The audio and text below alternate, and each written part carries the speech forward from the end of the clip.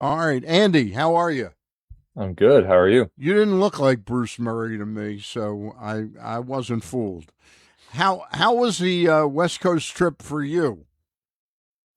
Personally, long, love Seattle. Always, best summer weather in the country. Yeah, Dodger Stadium is, um, great, and it's a good place to watch a baseball game. Angel Stadium is actually underrated. Once you're inside the ballpark, it's a pretty good ballpark. yeah. So personally, it was fine. Did you have Um, to? Were you staying close to the two LA stadiums? Did you have to do much driving out there? I did a little bit of driving. I stayed northeast of the Dodger Stadium in Glendale, if anyone's heard of that. Yeah, Good neighborhood near Atwater Village, which is my favorite of the LA neighborhoods after Culver City, which is technically its own city, actually. And then I went out I stayed near Angel Stadium yeah. after that. So I didn't have to do that much driving. No, it was pretty easy. I was years ago. I was in LA and wanted to go to an Oriole game at the Big A, and had no idea it was like about an hour and 45 minutes to get there, and just get there in time. Even though we left at like about 5 o'clock from LA, it was pretty amazing traffic out there. But you Yeah. didn't need me to. You didn't need me to tell you there was incredible traffic out there, Andy. Watching the team. Uh, Griffin and I, after Friday night's loss, we certainly wouldn't have been surprised with a 4-5 trip or even a 3-6 trip. But then when they won those last two games in at Dodger Stadium, I suddenly got very optimistic that the team was going to go into Anaheim and sweep a pretty poor Angels team, and they got kind of just the opposite. They won one out of three there. What do you make of the team now after the 4-5 trip? The way it unfolded. I think of the team in actually probably the exact same way I thought of them before the trip. That there was reason to be optimistic about the starting rotation. That remained, barring, Shane Baz, 5 runs in 5 innings. Overall, the starting rotation did well. Um, there is life to the lineup that isn't seen consistently enough, which is, you know, no lineup is ever going to be perfectly consistent. I mean, it's just not the way baseball is, right? But um, when it's combined with a bullpen that is losing some of its steam from earlier this season, and it's combined with um, a defense that has execution issues, particularly late in games. It feels like when the magnifying glass is um, on them the closest. When you add all of those things up, it creates a team that's a little bit below 500.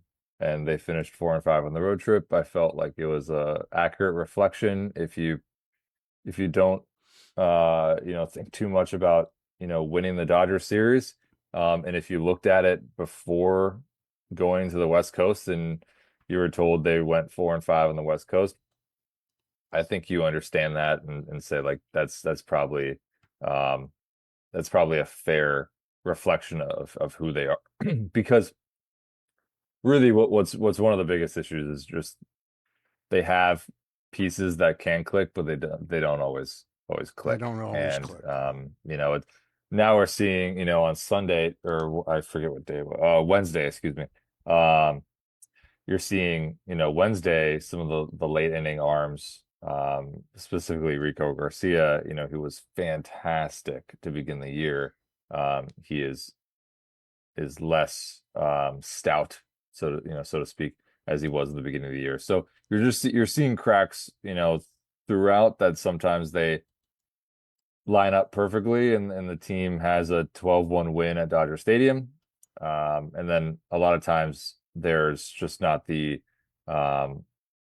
altogether nature of the ball club that you need to win enough games. And here they are, 38 and 44, and to get to 86 wins, which, generally speaking, is what it takes to make a wild card. It might be fewer this year given how Yeah, poor the American League is, but just using 86 as a benchmark, they got to they win have to go 50 on more a games. Yeah. yeah, and I think it's a 600 winning percentage from here on over the last 80. So that's not an easy task by any means. Um, my big question about the last game, did you understand at all two significant pitching moves? The decision to pull Trey Gibson after 4, and then let me piggyback it on, you've still got, I understand the problems from Friday night in Los Angeles, and there's no way I would have let 4 days lapse between using him again. But if Helsley was going to come in for the ninth, what would have been wrong with bringing him in to get the last out in the eighth? If he's so underused, I have no idea why. And I'm still a big Kittredge fan, but the way he's pitched the last 2, 3 times out, again, he's called into question his dependability. I didn't understand why you wouldn't go with a 4 out save from Helsley. Yeah, starting with the latter, Yeah, actually, if you don't let's mind. start with the latter. Let's start with the latter. So that I asked about that. I actually asked it from a frame of I heard a lot of your questions. I actually asked it from a frame of like, do you consider bringing him out for the 10th inning? Right. Which is something we Yeah, obviously saw with that was Felix the other Bautista. thought. Yeah. That so those are the two sides. An 8 out save, sorry, excuse me. A 4 out save coming in the eighth inning, would have also made sense. And Albernaz, um, said that it was the same logic to not bring him in the eighth as it was to not bring Helsley into the 10th. Was that because he is, um, sort of still working his way back from the injured list. They didn't want to uh, put that inning load on him in regard to the stop and start. So there is, I suppose there is a lot of strain, more strain put on a relief pitcher when they have an up down. Yeah. And that time, in the dugout of, until they go out again. That's something that they're being a little cautious about. Um, Hindsight is, Just you know, 2020. Yeah. 2020. So I think if you had a do-over, you would prefer Helsley in a In the eighth. 4 out save situation. Yeah. Because truly, I mean, Keegan got out of the 10th. Like he's, if a defensive play is made in the 10th, Keegan Aiken got out of it. Yeah. He dropped the ball. So he did not get out of it. But, it's maybe less on the 10th inning not using Helsley there as it is the eighth inning. The first question about Trey Gibson, yeah, that's a little bit of a surprise given, that he was at 66 pitches. I asked about that. I'm taking him out there.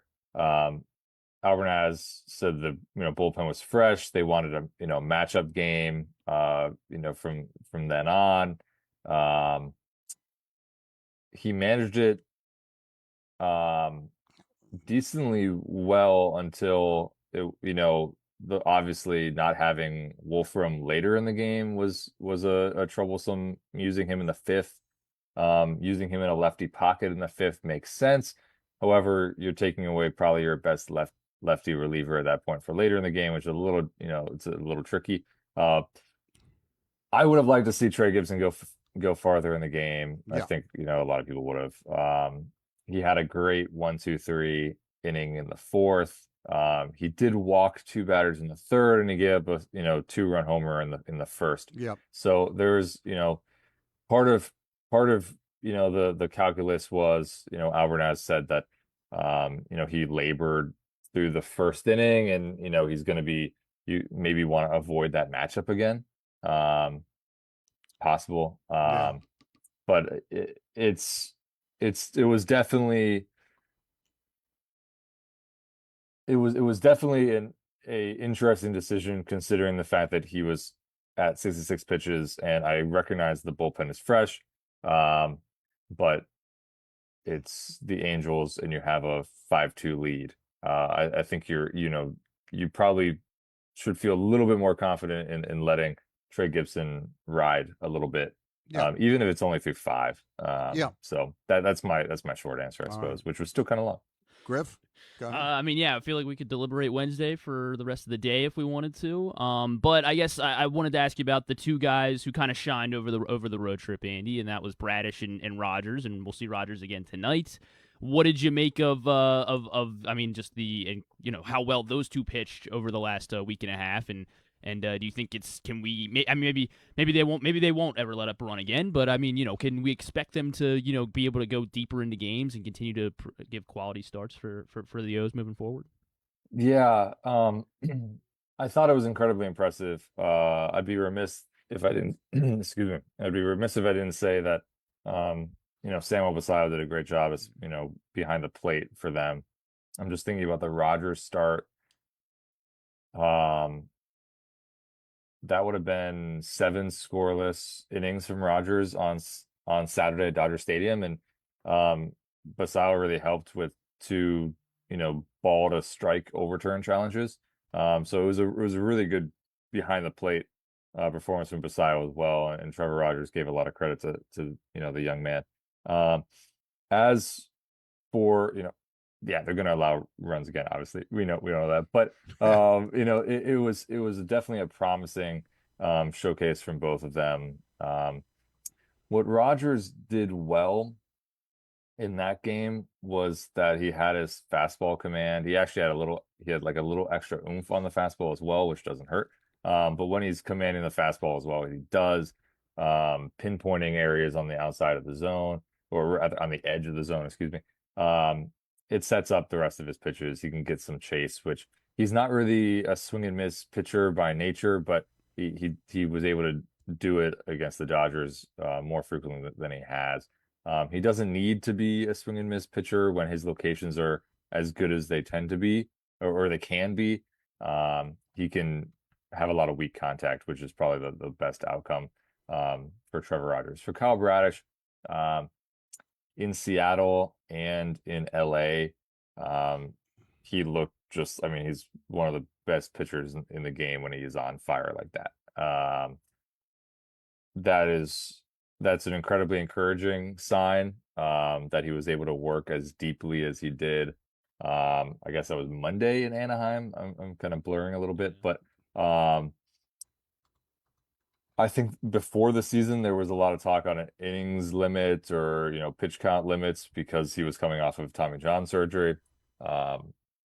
At this point, Alvarez said that they're mostly just asking Bradish how he's feeling and trusting that he's a veteran enough and understands his body well enough that he's not going to overexert himself, or kind of have, this sometimes pitchers just want to pitch forever. But Bradish, I think, understands at this point of his career and what he's gone through, recovery wise, what he can and can't when he can and can't pitch, and he knows when to draw the line. So 8 innings were fantastic. Do we see him pitch 8 innings the rest of the year? Probably not. At some point, they might want to give him a shorter start just to kind of even out that innings load. But right now, things are looking great for him, and definitely those two are a bright spot. There's a couple bright spots, with the team. I mean, I think what Basallo did at the plate, he, had a kind of a weird week, without, out of the starting lineup earlier this month for 3 straight days for reasons that are still rather unclear.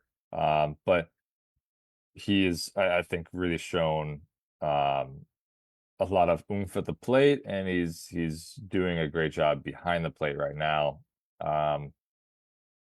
The error between him and O'Neill, obviously O'Neill's charged with the error, but Right.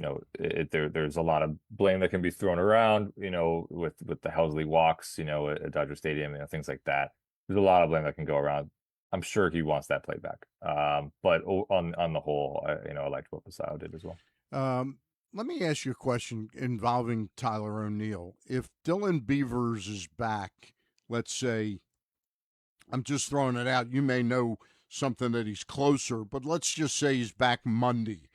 Does the club just simply move Trump off the roster, or do you think there's a real chance that Beavers' swap would be with O'Neill being DFA'd or moved in some way, shape, or form? Or do you think that that's just too sort of risky for Mike Elias right now to go to ownership and say, hey, it's time to buy out this contract? It would be a waving of the white flag on the biggest free agent, contract, obviously before Pete Alonso. Yeah. For Mike Elias to do that, might not be the best look, but we're getting to a point certainly where it has to be, we're past the point really, that it has to be considered. As for when Dylan Beavers comes back, I'm not sure an exact timetable of when that's occurring. I'd probably look at, Monday or Tuesday next week as realistic. Yeah. But I think I'm more on the train of they would knock one catcher off the roster, Yeah. and play it that way, and go with Sam Huff and Basayo, and then when Adley is ready from the concussion, which is a very tricky thing to come back from, so I have no idea technically he's available to come back today. Right. He's not coming back today. I doubt he's coming back today. It's something that they're going to have to really monitor, and concussion recoveries are not always linear, so that want to see multiple days of no symptoms and things like that. Yeah. So eventually, probably be Basayo and Rutschman as the two catchers, and you just run with two catchers, and then you have five outfielders like they did at the beginning of the year. They had that's what they had five outfielders and two catchers at the beginning of the year. And what do you see happening when Kramer is ready, and when might that be? Is that two more starts down at Norfolk? Yeah, I would guess probably two more. So probably the weekend they're in Cincinnati, or right when the Cubs come to town. Yeah, let's throw a dart. Early July. Okay. We'll say somewhere in there. And is that just a trade-off of Gibson going back to the minors, or do you see there's a chance there'd be six starters? The easiest move from a roster building perspective is to option Trey Gibson to the minors. Four inning Gibson, I call him. So that would be the easiest move. But a sixth man isn't out of the question. In fact, Rich Dubroff asked Craig Albernaz the other day about a possible six-man rotation, and Craig said, that conversations hadn't really started around that. Probably because it's not super close yet. There's still one or two starts probably for Kramer, but that everything is on the table, which is probably fair. They're probably weighing the positives and minuses of a six-man rotation. I'm usually not a advocate of a six-man rotation generally. Yeah. Because you're gonna roll with one fewer bullpen arm. And if Kyle Bradish is healthy and can do the innings load, I want to see him every fifth day. If you're Baltimore, you want him on the mound every fifth day. You don't necessarily want to stretch him out unless there is considerations about watching his innings. If you are watching Kyle Bradish's innings, a six-man rotation could be beneficial actually in that, just giving him an extra day rest each time. We're talking with Andy Kostka of the Banner.com, the Baltimore Banner. Griffin has a question. I've got one more for you, and we'll let you get out of here. I don't want to ask. Mine's gonna be might be too open ended, Andy. But we've been Glenn and I've been discussing the thoughts of an Adley Rutschman trade, and if this season does not get back on track, if they want to avoid being in a position of where they were with Manny Machado in 2018, where they end up having to sell him next year as a rental. Is there where do you stand on that kind of thought process of would now in 2026 before the end of this season to deal Adley Rutschman? Would that be, assuming health of course, would that be something that they should consider? no. Okay. I think that would send the wrong message to the fan base. You would be waving a white flag and saying that the guy that you drafted first overall to get Baltimore back into, eventually get Baltimore out of a massive rebuild. You're waving the white flag if you trade Adley Rutschman. Look at an extension instead. Now's a obviously he's injured. He won't be injured forever. His numbers are back to where you would expect him to be. He's showing a lot of good stuff at the plate. So I just think moving on from Adley Rutschman would be a pretty cataclysmic error. That's my short answer. I can talk longer if you need. No, no, you're good. No, that's a good answer. My question has to do with the trade deadline, and obviously we've got a month to go. Well, more than a month. It's August 3rd this year, and a lot of iterations can happen in between now and then. Do you see the club? The names that I keep hearing are Ward and Rogers. To me, Rogers is a very important building piece for this team moving forward. And he was interesting, his post-game comments where he talked about Basayo, and he hopes to be paired with him over the years. He used the term years. I think Trevor Rogers likes it here in Baltimore. And he's had his best run.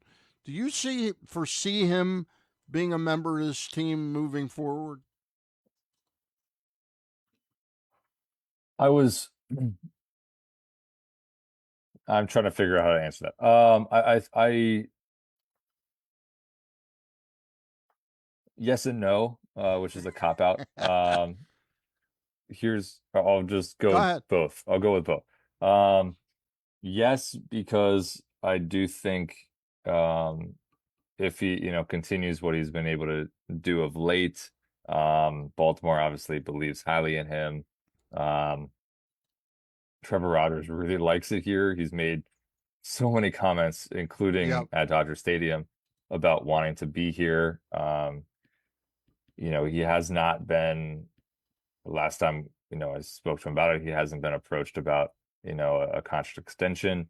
That's probably something that will be done in the off season, just given the time of year it is. Generally those are discussed in spring training. And they don't necessarily do those discussions during the middle of the season, generally speaking. I could definitely see Trevor Rogers being a continued member of this rotation. Okay. No is the other answer because if this team is out of it at the trade deadline, which I know it's exhausting to say. I'm exhausted by saying it. Like, they're not out of it, right. and they haven't played well. But the rest of the American League hasn't played well, and that's not something to really hang your hat on. So you have to start playing better. But just the reality, you look at the wild card, they could definitely be buyers at the deadline. If you're only 1.5 back, as the deadline approaches, it makes sense to be a buyer. But if they fall farther away, it would make sense if you have a rental player such as Rogers or Taylor Ward to listen to those offers. It would make sense to do that. And Mike Elias in the front office, they always listen. Even if I'm sure they're going to listen on Adley Rutschman, doesn't mean they're going to trade Adley Rutschman. No. But if somebody says, here's Paul Skeens for Adley Rutschman, you would be an idiot not to say, yeah, sounds good. So like that's why you listen as a front office. Doesn't mean they're going to trade them. But if this team is farther out of it, I'll say, like, if they're 6 games back of the wild card, honestly, it could be fewer than that if there's enough teams between them and the wild card. That seems like a situation where you might want to trade. All right, Andy Kostka of the Baltimore Banner. banner.com, thebanner.com. Thank you very much for your time. You continue to do an amazing job. Thank you, Andy. Appreciate it. Thanks, guys. All right. Thanks, All Andy. right. We're going to